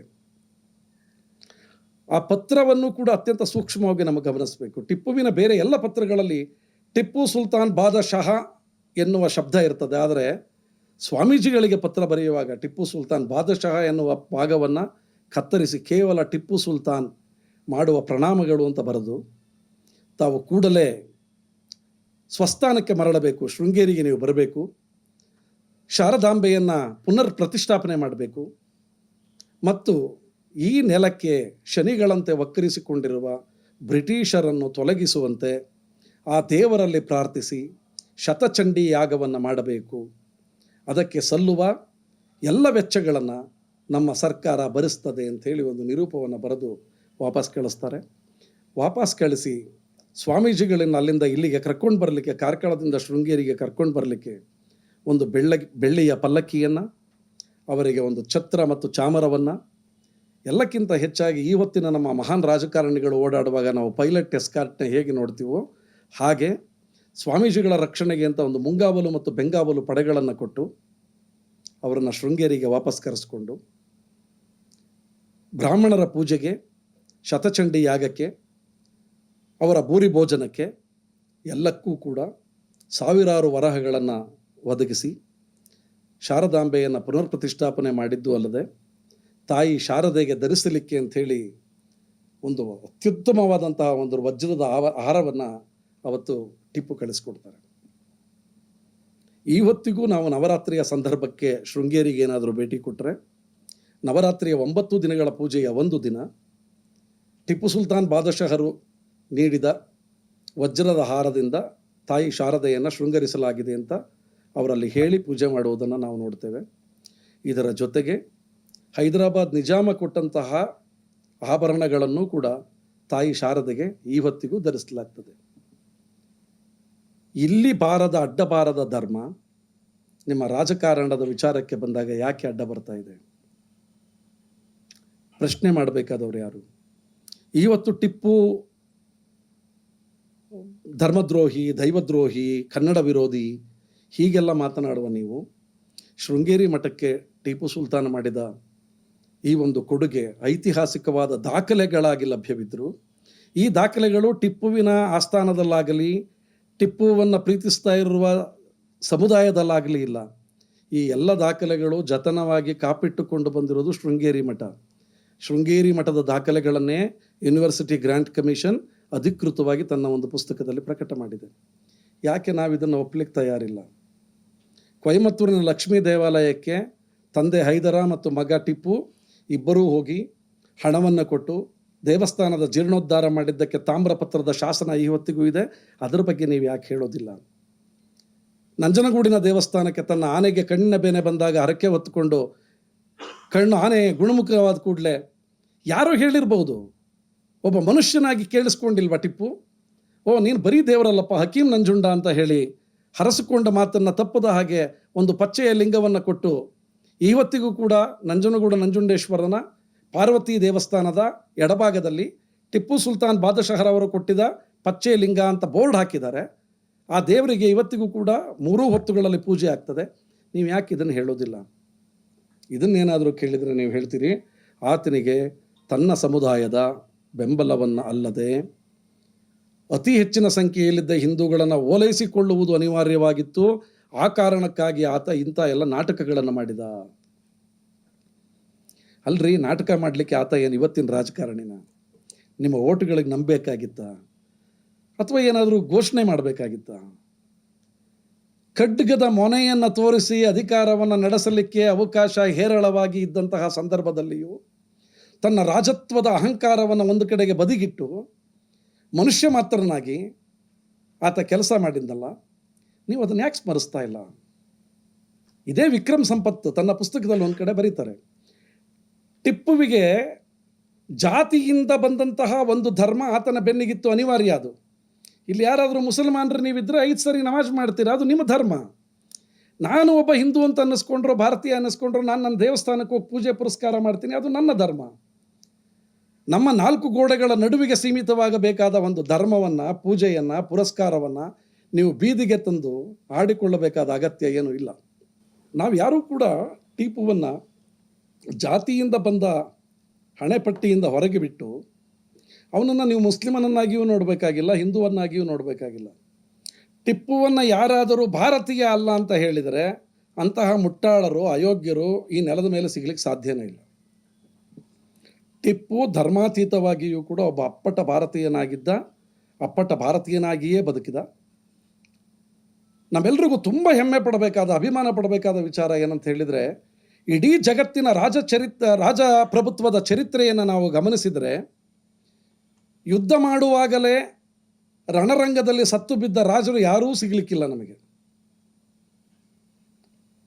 4ನೇ ಮೈಸೂರು ಆಂಗ್ಲೋ ಯುದ್ಧ ಆರಂಭವಾಗುವ ಕೆಲವು ತಿಂಗಳುಗಳ ಮೊದಲು ಆ ಹೊತ್ತಿನ ಇಂಡಿಯಾದ ವೈಸ್ರಾಯ್ ಜನರಲ್ ವೆಲ್ಲೆಸ್ಲಿ ಟಿಪ್ಪುವಿಗೆ ಒಂದು ಪತ್ರವನ್ನು ಕಳಿಸ್ಕೊಡ್ತಾರೆ. ಅದರ ಹೆಸರು ಸಬ್ಸಿಡಿಯರಿ ಅಲಯನ್ಸ್ ಅಂತ, ಸಹಾಯಕ ಸೈನ್ಯ ಪದ್ಧತಿ ಒಪ್ಪಂದ.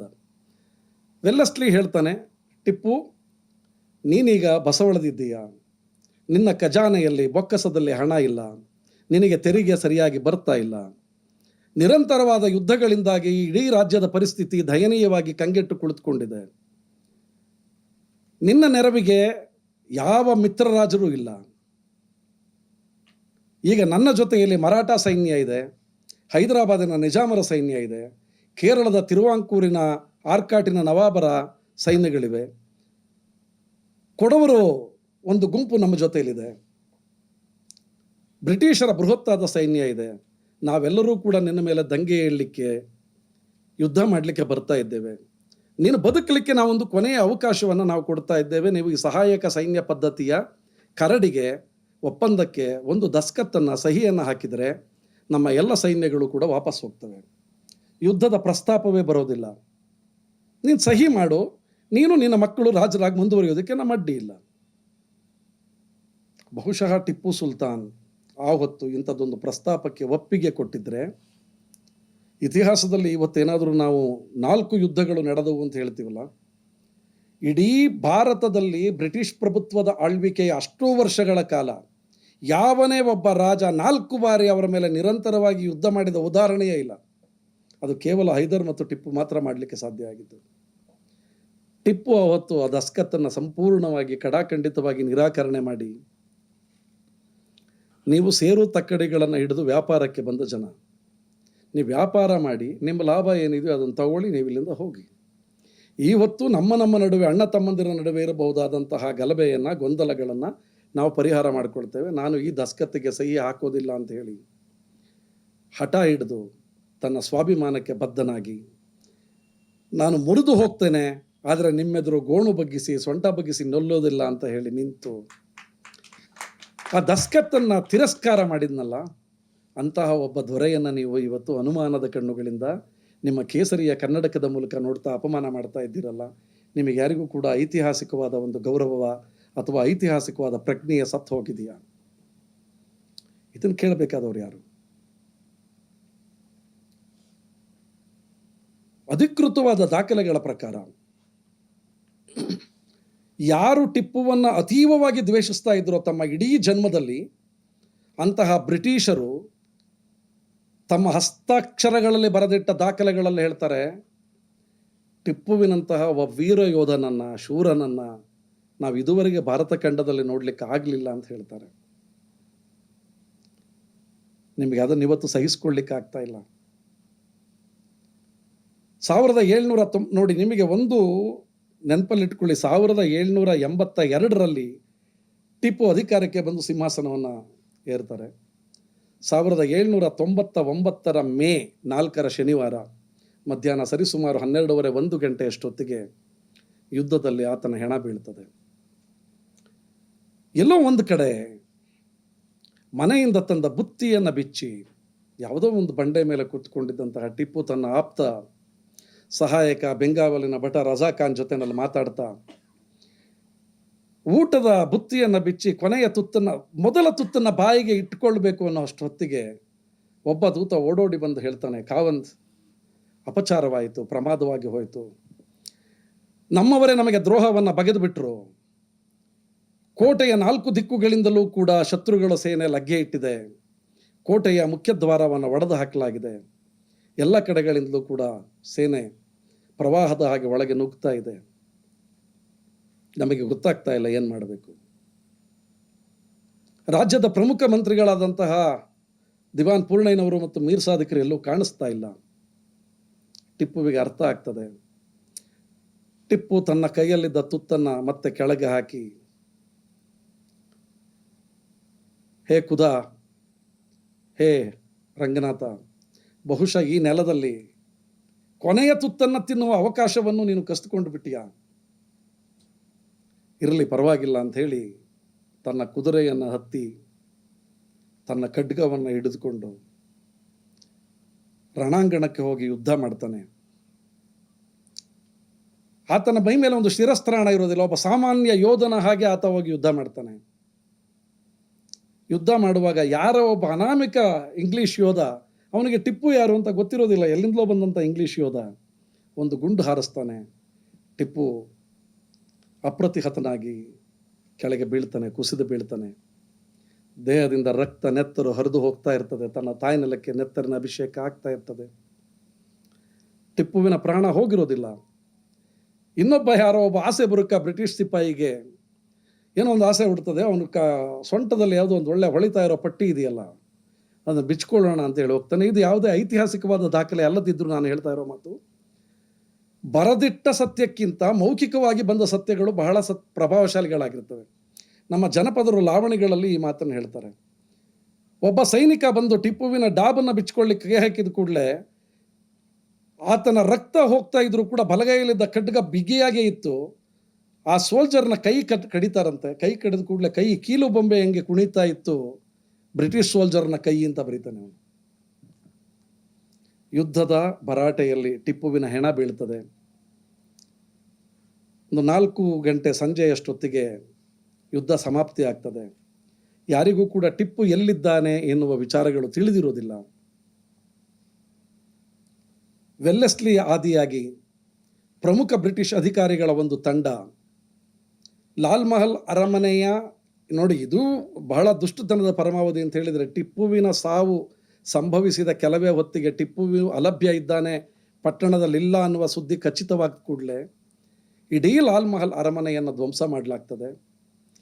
ಆತನ ಬಳಿ ಇದ್ದಂತಹ ಆಭರಣಗಳನ್ನು, ಸಿಂಹಾಸನವನ್ನು ಮುರಿದು, ನೀವು ಬಹುಶಃ ಭಾರತದ ಯಾವ ರಾಜನೂ ಮಾಡಿಸಿಕೊಳ್ಳದಂತಹ ಒಂದು ಅತ್ಯದ್ಭುತವಾದ ಕಲಾತ್ಮಕವಾದ ಸಿಂಹಾಸನ ಟಿಪ್ಪುವಿನ ಬಳಿ ಇತ್ತು.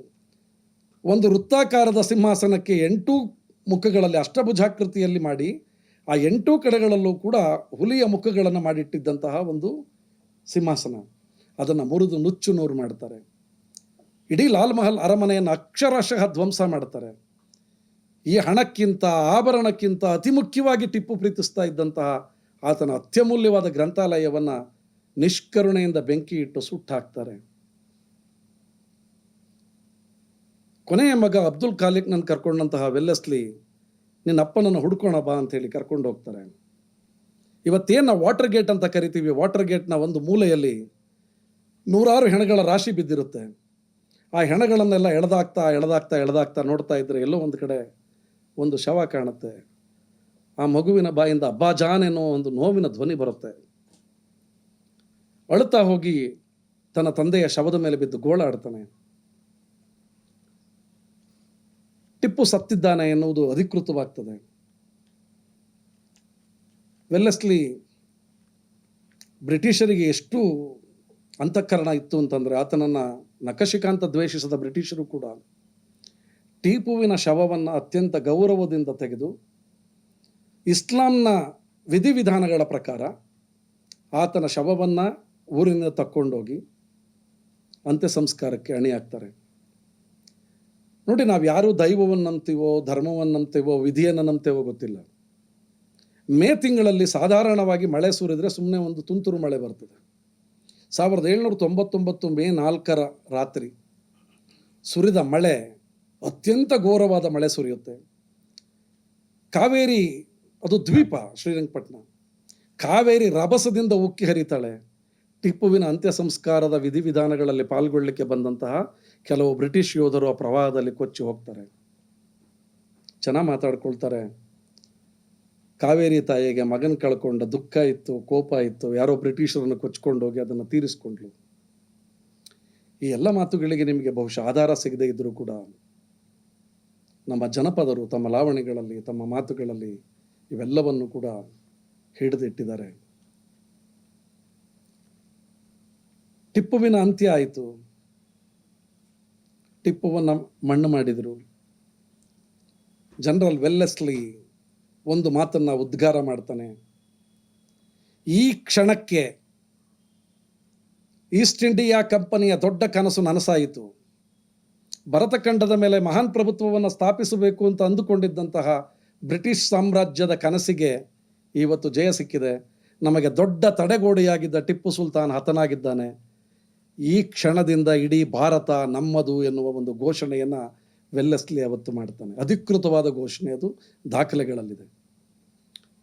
ಟಿಪ್ಪು ಸತ್ತು ಬಿದ್ದ ಸುದ್ದಿಯನ್ನು ಕೇಳಿದ ಪೇಶ್ವೆಯ ಮರಾಠರ ನಾಯಕ ನಾನಾ ಫಡ್ನವೀಸ್ ಉದ್ಗರಿಸ್ತಾನೆ, ಇವತ್ತು ಟಿಪ್ಪು, ನಾಳೆ ನಮ್ಮ ಕಥೆಯು ಹೀಗೆಯೇ ಅಂತ್ಯ ಆಗ್ತದೆ.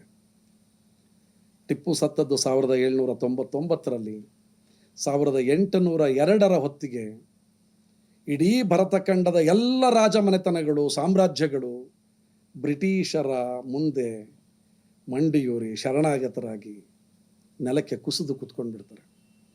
ಪೇಶ್ವೆಗಳು, ನಿಜಾಮರು, ಆರ್ಕಾಟಿನ ನವಾಬರು, ಮೈಸೂರಿನ ಒಡೆಯರು ಎಲ್ಲ ರಾಜಪ್ರಭುತ್ವಗಳನ್ನು ಕೂಡ ಮಣಿಸಿ ಭಾರತದ ಭೂಮಿಯ ಮೇಲೆ ಅಧಿಕೃತವಾಗಿ ಈಸ್ಟ್ ಇಂಡಿಯಾ ಕಂಪನಿಯ ಪತಾಕೆಯನ್ನು ಹಾರಿಸ್ತಾರೆ. ಯಾಕೆ ನಾವು ಟಿಪ್ಪುವನ್ನು ಗೌರವಿಸಬೇಕು ಅಂತ ಹೇಳಿದರೆ, ಅಷ್ಟೂ ವರ್ಷಗಳ ಕಾಲ ಬ್ರಿಟಿಷರನ್ನು ಕನಸಿನಲ್ಲಿಯೂ ಬೆಚ್ಚಿ ಬೀಳುವ ಹಾಗೆ ಮಾಡಿದ ಒಬ್ಬ ರಾಜ ಯಾರಾದರೂ ಇದ್ದರೆ ಅದು ಟಿಪ್ಪು ಮಾತ್ರ. ಎಲ್ಲಕ್ಕಿಂತ ಹೆಚ್ಚಾಗಿ ಬ್ರಿಟನ್ನಿನಲ್ಲಿ ಆ ಕಾಲಕ್ಕೆ ಮಕ್ಕಳು ಹತ್ತರೆ ಅಲ್ಲಿನ ತಾಯಂದ್ರು ಹೇಳ್ತಾ ಇದ್ದರಂತೆ, ನಾವೀಗ ಟಿಪ್ಪುನ ಕರಿತೀವಿ ಊಟ ಮಾಡು ಅಂತ. ಲಾವಣಿಕಾರರು ಬರೀತಾರೆ, ಇಂಡಿಯಾ ದೇಶದಲ್ಲಿ ಪುಂಡು ರಾಜನೆಂದು ಇಂಗ್ಲೆಂಡ್ವರೆಗೂ ಹೆಸರಿತ್ತು. ಎಷ್ಟು ಅದ್ಭುತವಾದ ಮಾತು. ಇನ್ನೊಬ್ಬ ಲಾವಣಿಕಾರ ಹೇಳ್ತಾನೆ, ಟಿಪ್ಪು ಸುಲ್ತಾನ, ಹೈದರ್ ನಿಶಾನ, ಈಸ್ಟ್ ಇಂಡಿಯಾ ಕಂಪನಿ ವಶವಾಯಿತು, ಮಸಲತ್ತು ಮಾಡಿದ ಮೀರ್ ಸಾಧಕನಿಗೆ ದೇಶದ್ರೋಹಿ ಎಂಬ ಹೆಸರಾಯಿತು. ಇಲ್ಲಿ ಮೀರ್ ಸಾಧಕ ಮಾಡಿದ ಮೋಸ ಎಷ್ಟು ದೊಡ್ಡದಾಗಿ ನಮಗೆ ಕಾಣ್ತಾ ಇದೆಯೋ, ಅದಕ್ಕಿಂತ ಹೆಚ್ಚಿನ ಮೋಸವನ್ನು, ದ್ರೋಹವನ್ನು ಮಾಡಿದವರು ದಿವಾನ್ ಪೂರ್ಣಯ್ಯನವರು. ನಾವೆಲ್ಲರೂ ಕೂಡ ಮೀರ್ ಸಾಧಿಕನ ಹೆಸರನ್ನು ಮಾತ್ರ ಹೇಳ್ತಾ ಪೂರ್ಣಯ್ಯನವರಿಗೆ ಕಿರೀಟ ಕೊಟ್ಟು ಇವತ್ತಿಗೂ ಕೂರಿಸಿದ್ದೇವೆ. ಇದು ಹೇಗೆ ಅಂತ ಹೇಳಿದರೆ, ಕನ್ನಂಬಾಡಿ ಕಟ್ಟೆ ಕಟ್ಟಿದ್ದು ಯಾರಪ್ಪ ಅಂತ ಹೇಳಿದರೆ, ವಿಶ್ವೇಶ್ವರಯ್ಯ ಶ್ರಮ ಪಡದಿದ್ದರೆ, ಕನ್ನಂಬಾಡಿಯ ಕಟ್ಟದಿದ್ದರೆ ಆಗುತ್ತಿತ್ತೇ ಕರುನಾಡು. ಏನ್ರಿ ವಿಶ್ವೇಶ್ವರಯ್ಯನವ್ರು ಮಾಡಿದ್ದು? ಎಸ್, ವಿಶ್ವೇಶ್ವರಯ್ಯನವರು as an engineer he has contributed. ಅವರ ಶ್ರಮದಾನ ಇದೆ, ಯೋಗದಾನ ಇದೆ, ಅವರ ಪ್ರತಿಭೆಯನ್ನು, ಅವರ ಸಮಯವನ್ನು ಅವರು ಧಾರೆ ಎರೆದಿದ್ದಾರೆ ನಿಜ. ವಿಶ್ವೇಶ್ವರಯ್ಯನವರಿಗೆ ಆ ಕಾರಣಕ್ಕಾಗಿ ಸಲ್ಯೂಟ್ ಮಾಡೋಣ, ಗೌರವ ಕೊಡೋಣ. ಇಡೀ ಕನ್ನಂಬಾಡಿ ಕಟ್ಟೆಯ ಶ್ರೇಯಸ್ಸನ್ನು ವಿಶ್ವೇಶ್ವರಯ್ಯನವರಿಗೆ ಮಾತ್ರ ಕೊಡುವ ಒಂದು ಸಮುದಾಯ, ಒಂದು ವರ್ಗ ಪೂರ್ಣಯ್ಯನವರನ್ನು ಕೂಡ ಹಾಗೆಯೇ ರಕ್ಷಣೆ ಮಾಡ್ಕೊಂಡು ಬಂದಿದೆ. ಟಿಪ್ಪುವಿನ ಸಾವಿನಲ್ಲಿ ಮತ್ತು ಟಿಪ್ಪುವಿನ ಸಂಸ್ಥಾನದ ಸಾವಿನಲ್ಲಿ, ಒಂದು ದೊಡ್ಡ ಕನಸಿನ ಸಾವಿನಲ್ಲಿ ಮೀರ್ ಸಾಧಕನ ಪಾತ್ರ ಎಷ್ಟಿತ್ತೋ ಅದರ 100 ಪಟ್ಟು ಹೆಚ್ಚಿನ ಪಾತ್ರ ದಿವಾನ್ ಪೂರ್ಣಯ್ಯನವರದಾಗಿತ್ತು. ಇದನ್ನು ಜನಪದರು ಹೇಳ್ತಾರೆ, 25 ಲಕ್ಷ ರೂಪಾಯಿಯ ಕರಾರಿಗೆ ಒಪ್ಪಿಕೊಂಡು ಪೂರ್ಣಯ್ಯನವರು ತಂಜಾವೂರಿನವರಿಗೆ, ನವಾಬರಿಗೆ, ಬ್ರಿಟಿಷರಿಗೆ ದಾಖಲೆ ಪತ್ರಗಳನ್ನು ಕೊಟ್ಟು ಮೋಸ ಮಾಡಿದರು. ನೀವು ತಾಯಿ ಗಂಡರಾಗ್ಬಿಟ್ರಿ ಅನ್ನೋ ಶಬ್ದ ಬಳಸ್ತಾರೆ. ಎಷ್ಟು ಕೆಟ್ಟ ಶಬ್ದ, ಎಷ್ಟು ಅರ್ಥಪೂರ್ಣವಾದ ಶಬ್ದ. ಹಾಗಾಗಿ ನಾವು ಟಿಪ್ಪುವಿನ ವಿರುದ್ಧ ಮಸಲತ್ತು ಮಾಡಿದ ವ್ಯಕ್ತಿಗಳನ್ನು ಮಾಡುವಾಗ ಯಾವತ್ತಿಗೂ ತಮ್ಮ ಅಧಿಕಾರ ಸೂತ್ರ ಕೈತಪ್ಪದ ಹಾಗೆ ನೋಡಿಕೊಂಡು ಇವತ್ತಿಗೂ ತಮ್ಮ ಅಧಿಕಾರ ಸೂತ್ರಗಳನ್ನು ಉಳಿಸಿಕೊಳ್ತಿರುವ ಒಂದು ಸಮುದಾಯ ಏನೆಲ್ಲ ಮಾಡ್ತಾ ಇದೆ ಅನ್ನೋದನ್ನು ನಾವಿಲ್ಲಿ ಯೋಚನೆ ಮಾಡಬೇಕಾಗ್ತದೆ. ಪ್ರತಾಪ ಸಿಂಹ ಎನ್ನುವ ಒಬ್ಬ ರಾಜಕಾರಣಿ ಮತ್ತು ಒಬ್ಬ ಪತ್ರಕರ್ತ, ಲೇಖಕ, ಟಿಪ್ಪು ದೇಶ ಪ್ರೇಮಿಯೇ ಅಂಥೇಳಿ ಒಂದು ಪುಸ್ತಕವನ್ನು ಬರೆದಿದ್ದಾರೆ. ನಿಮಗೆ ಸಿಗುತ್ತೆ ಎಲ್ಲ ಕಡೆ, ಎಲ್ಲ ಪುಸ್ತಕದ ಅಂಗಡಿಗಳಲ್ಲಿ. ಆ ಪುಸ್ತಕದಲ್ಲಿ ಪ್ರತಾಪ ಸಿಂಹ ಅವರು ಒಂದು ವಿಚಾರವನ್ನು ನಮೂದು ಮಾಡಿದ್ದಾರೆ. ಏನಂದರೆ, ಕೊಡಗಿನ ದೊರೆ 2ನೆಯ ಲಿಂಗರಾಜ ಮಡಿಕೇರಿಯಲ್ಲಿ ಓಂಕಾರೇಶ್ವರ ದೇವಸ್ಥಾನವನ್ನು ನಿರ್ಮಾಣ ಮಾಡಿ ಆತ ದೂರದಲ್ಲಿ ನಿಂತು ನೋಡಿದಾಗ ದೇಗುಲದ ಗೋಪುರದ ಎತ್ತರವನ್ನು ಕಂಡವನಿಗೆ ದಿಗಿಲಾಯಿತು.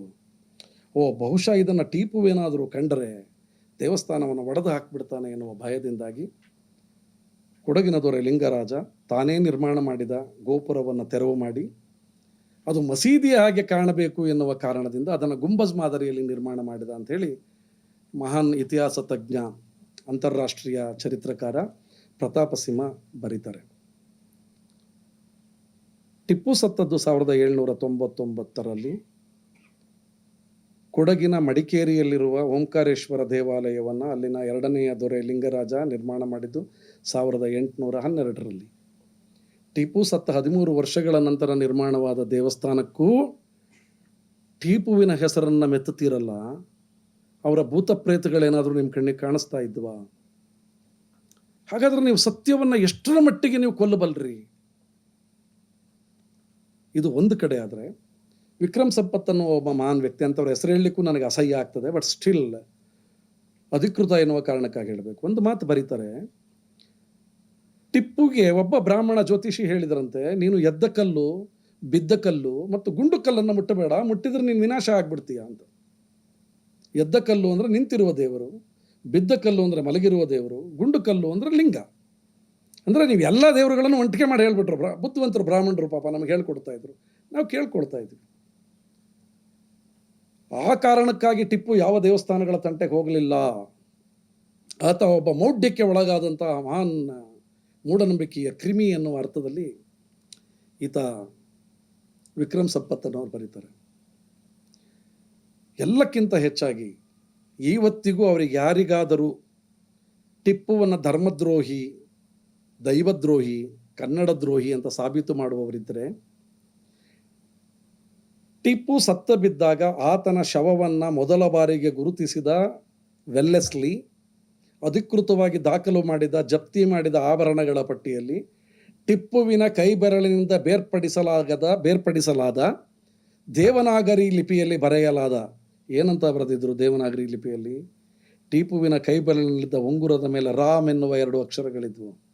ನೀವು ಯಾರು ಬೇಕಾದರೂ, ನಿಮ್ಮ ಕೈನಲ್ಲಿ ಮೊಬೈಲ್ ಇದೆ, ನಿಮ್ಮ ಬೆರಳಿನ ತುದಿಯಲ್ಲಿ ಜಗತ್ತು ಸಿಗ್ತದೆ, ನೀವು ಟಿಪ್ಪು ರಿಂಗ್, ರಾಮ್ ರಿಂಗ್ ಅಂತ ಬರೆದರೆ ನಿಮಗೆ ಎಲ್ಲಿದೆ ರಿಂಗು, ಯಾರು ತಗೊಂಡ್ರು ಅಂತ ಸಿಗುತ್ತೆ. ವೆಲ್ಲೆಸ್ಲಿ ಆ ರಿಂಗನ್ನು ತಗೊಂಡು ಹೋಗ್ತಾರೆ. ಕೆಲವು ವರ್ಷಗಳ ನಂತರ ತಮ್ಮ ನಾದಿನಿ ಎಮಿಲಿ ಅನ್ನೋರಿಗೆ ಅದನ್ನು ಹಸ್ತಾಂತರ ಮಾಡ್ತಾರೆ. ಎಮಿಲಿಯ ಮೂಲಕ 4-5 ತಲೆಗಳಿಗೆ ದಾಟ್ತದೆ. ತೀರಾ ಇತ್ತೀಚೆಗೆ ಒಂದು 10-12 ವರ್ಷಗಳ ಹಿಂದೆ ಲಂಡನ್ನಿನ ಒಂದು ಅಂತಾರಾಷ್ಟ್ರೀಯ ಹರಾಜು ಸಂಸ್ಥೆ ಕ್ರಿಸ್ಟಿ ಎನ್ನುವ ಒಂದು ಸಂಸ್ಥೆ ಅದನ್ನು ಓಪನ್ ಬಿಡ್ ಮಾಡ್ತದೆ. Tipu Rama ring is for action, ಅದಕ್ಕೊಂದು ದುಡ್ಡನ್ನು ನಿಗದಿ ಮಾಡ್ತಾರೆ. ಕ್ರಿಸ್ಟಿ ಸಂಸ್ಥೆ ನಿಗದಿ ಮಾಡಿದ ಹಣಕ್ಕಿಂತ 10 ಪಟ್ಟು ಹಣವನ್ನು ಹೆಚ್ಚು ಕೊಟ್ಟಂತಹ ಒಬ್ಬ ಅನಾಮಿಕ ವ್ಯಕ್ತಿ ಆ ಉಂಗುರವನ್ನು ಕೊಂಡುಕೊಳ್ತಾರೆ. ಅಂದರೆ ನಿಮ್ಮ ಬಾಯಿಗಳಲ್ಲಿ ಮಾತ್ರವೇ ಅಲುಗಾಡುತ್ತಿರುವ ರಾಮ, ನೀವೆಲ್ಲರೂ ದ್ವೇಷಿಸುತ್ತಿರುವ, ನಖಶಿಕಾಂತ ವಿರೋಧಿಸುತ್ತಿರುವ ಟಿಪ್ಪು ಎಂಬ ನೀವೇ ಹೇಳುವ ಮುಸಲ್ಮಾನನ ಹೃದಯದಲ್ಲಿದ್ದ, ಅವನ ಕೈಬೆರಳುಗಳಲ್ಲಿದ್ದ ಎನ್ನುವ ಸತ್ಯವನ್ನು ನೀವು ಎಷ್ಟೇ ಬೇಡ ಅಂದರೂ ಕೂಡ ಒಪ್ಪಿಕೊಳ್ಳಬೇಕಾಗ್ತದೆ. ಮತ್ತು ಇದೊಂದು ಅಂತಾರಾಷ್ಟ್ರೀಯ ಸತ್ಯವಾಗಿ ದಾಖಲೆಗಳಲ್ಲಿ ಉಳಿದುಕೊಂಡಿದೆ. ಹಾಗಾಗಿ ಟಿಪ್ಪುವಿನ ಬಗ್ಗೆ ಮಾತನಾಡುವಾಗ ಒಂದಷ್ಟು ಎಚ್ಚರದಿಂದ ಮಾತನಾಡಿ. ಟಿಪ್ಪುವನ್ನು ತಪ್ಪುಗಳನ್ನೇ ಮಾಡದ ಒಪ್ಪವಾದ ಮಹಾಪುರುಷ ಅಂತ ನೀವು ಒಪ್ಪಿಕೊಳ್ಳಬೇಕಾದ ಯಾವ ಅಗತ್ಯವೂ ಇಲ್ಲ. ನಿಮ್ಮಲ್ಲಿ ಕುಳಿತಿರೋರು ನನ್ನನ್ನು ಸೇರಿದಾಗೆ ನಾವು ಯಾರಾದರೂ ತಪ್ಪು ಮಾಡಿಲ್ಲದೆ ಇರೋರು ಇದ್ದೀವ? ಯಾರಾದರೂ ಒಬ್ಬರಿಗೆ ಧೈರ್ಯ ಇದ್ರೆ, ನಾನು ತಪ್ಪು ಮಾಡಿಲ್ಲ ಅಂತ ಹೇಳುವ ಧೈರ್ಯ ಇದ್ರೆ ಹೇಳಿ. ಒಬ್ಬ ಟಿಪ್ಪು ಕೂಡ ನಿಮ್ಮ ಹಾಗೆ ಸಾಮಾನ್ಯ ಮನುಷ್ಯನಾಗಿದ್ದ. ಅವನಿಗೂ ನಿಮ್ಮ ಹಾಗೆ ರಕ್ತ, ಮೂಳೆ, ಮಾಂಸ, ಮಜ್ಜೆಗಳಿದ್ದು. ಅವನಿಗೂ ನಿಮ್ಮ ಹಾಗೆ ಕಾಮ, ಕ್ರೋಧ, ಮದ, ಮತ್ಸರದ ಬಯಕೆಗಳಿದ್ದು. ಆತನಿಗೂ ನಿಮ್ಮ ಹಾಗೆ ಅವನ ಧರ್ಮ, ಅವನ ದೇವರ ಬಗ್ಗೆ ಪ್ರೀತಿ ಇತ್ತು. ಅದನ್ನು ಯಾತಕ್ರಿ ನೀವು ಅಡ್ಡ ಮಾಡ್ತಾ ಇದ್ದೀರಿ? ದಯಮಾಡಿ ಟಿಪ್ಪುವಿನ ಬಗ್ಗೆ ಮಾತನಾಡುವಾಗ ಆತನ ಒಳಿತನ್ನೂ ಕೂಡ ಸಾಧ್ಯವಾದರೆ ಹೇಳಿ. ನಾನು ಎಲ್ಲ ಕಡೆಯಲ್ಲಿ ಒಂದು ಮನವಿ ಮಾಡಿಕೊಳ್ತೇನೆ. ಟಿಪ್ಪುವಿನ ವಿಚಾರ ಇರಲಿ, ಧರ್ಮದ ವಿಚಾರ ಇರಲಿ, ಜಾತಿ ವಿಚಾರ ಇರಲಿ, ನಮ್ಮ ಧರ್ಮ, ನಮ್ಮ ಜಾತಿ, ನಮ್ಮ ನಂಬಿಕೆ, ನಮ್ಮ ದೈವ, ನಮ್ಮ ಧರ್ಮಗಳು, ನಮ್ಮ ಪೂಜಾ ವಿಧಿವಿಧಾನಗಳು ಕೇವಲ ನಮ್ಮ ಮನೆಯ 4 ಗೋಡೆಗಳಿಗೆ, ನಮ್ಮ ಪೂಜಾ ಸ್ಥಳಗಳಿಗೆ, ಅದು ಮಸೀದಿಯೋ, ಮಂದಿರವೋ, ಇಗರ್ಜಿಯೋ, ಗುರುದ್ವಾರವೋ, ಮತ್ತೊಂದು ಅಲ್ಲಿಗೆ ಮಾತ್ರ ಸೀಮಿತವಾಗಿರಲಿ. ಟಿಪ್ಪು ಯಾವತ್ತೂ ಕೂಡ ಒಂದು ಜಾತಿಗೆ ಸೇರಿದ ರಾಜನಾಗಿರಲಿಲ್ಲ, ಒಂದು ಜಾತಿಗೆ ಸೇರಿದ ವ್ಯಕ್ತಿ ಆಗಿರಲಿಲ್ಲ. ಆತ ಅಪ್ಪಟ ಭಾರತೀಯನಾಗಿದ್ದ. ನಾವೆಲ್ಲರೂ ಕೂಡ ಬೀದಿಗೆ ಬಂದಾಗ ನಾವೆಲ್ಲರೂ ಅಪ್ಪಟ ಭಾರತೀಯರಾಗಿರೋಣ. ಜೊತೆಗೆ ಒಂದು ರಾಜಕೀಯ ಪಕ್ಷ, ಒಂದು ಧರ್ಮವನ್ನು ಆಧರಿಸಿದ ಒಂದು ಸಂಘಟನೆ ಇವತ್ತು ಏನು ಬೆಂಕಿಯನ್ನು ಹಚ್ಚುವ ಕೆಲಸವನ್ನು ನಿರಂತರವಾಗಿ ಮಾಡ್ತಾ ಇದೆಯೋ ಅದು ಮಾಡೋದು ಬೇಡ. ಸಾಧ್ಯವಾದರೆ ದೀಪವನ್ನು ಬೆಳಗಲಿ. ನಾವು ಕೂಡ ಅಷ್ಟೇ, ಸಾಧ್ಯವಾದರೆ ಹಣತೆಯನ್ನು ಹಚ್ಚೋಣ, ಬೆಂಕಿಯನ್ನು ಹಚ್ಚುವುದು ಬೇಡ ಅಂತ ಹೇಳ್ತಾ ನನ್ನ ಮಾತುಗಳನ್ನು ಮುಗಿಸ್ತೇನೆ.